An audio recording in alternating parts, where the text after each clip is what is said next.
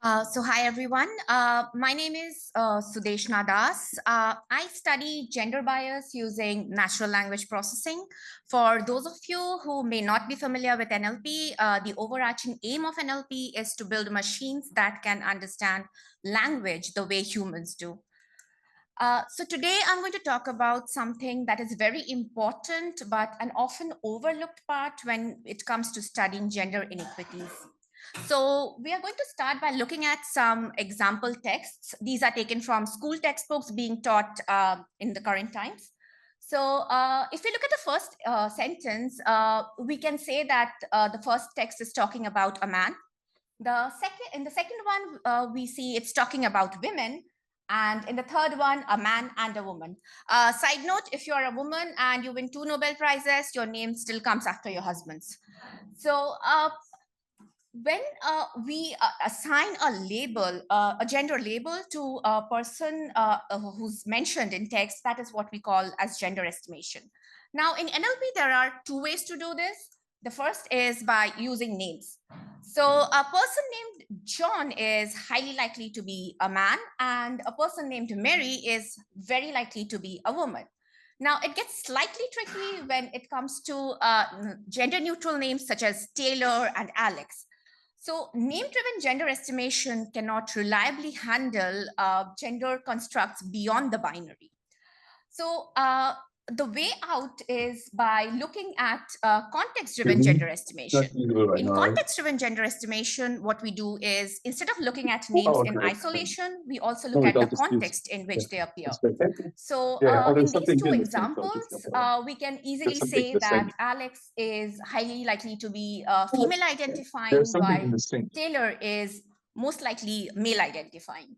Now, we can say this because of the presence of these gendered words, which we use as cues to determine their gender identities.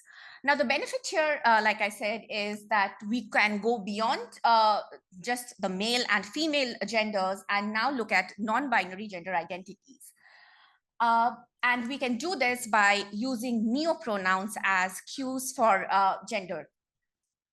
Now, when a person says that they identify as non-binary, they could mean that they identify just as non-binary, or it could be one of these many gender identities. Now, these are very real, very valid gender identities, but unfortunately, we do not have any healthcare data associated with these gender identities. So we know that globally, the population of women is like roughly 48%, and men form roughly 49% of the population. And despite that, the representation of women in healthcare and the quality of care they receive is significantly lower than that received by men. And when we look at the non-binary population, they form like roughly 3% of the global population. So if you thought things were bad for women, I got news for you. So why is it important? About 40% of non-binary patients reported that they have had at least one negative healthcare experience directly related to their gender identity in the past 12 months. About 20% say that they received inadequate medical care, which was tied to their gender identity. Around 18% say that they avoid seeking medical care due to fear of stigma, or they hide their gender identity when seeking medical care. And there have been reports by non-binary patients of being denied healthcare.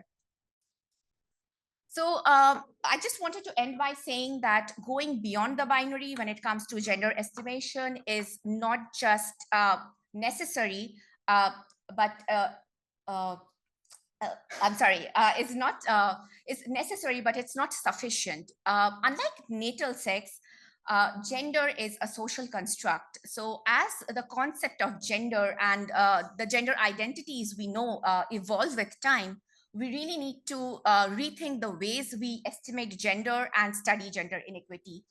If you're interested in working on gender inequity in healthcare and education, please reach out to me on LinkedIn. Thank you.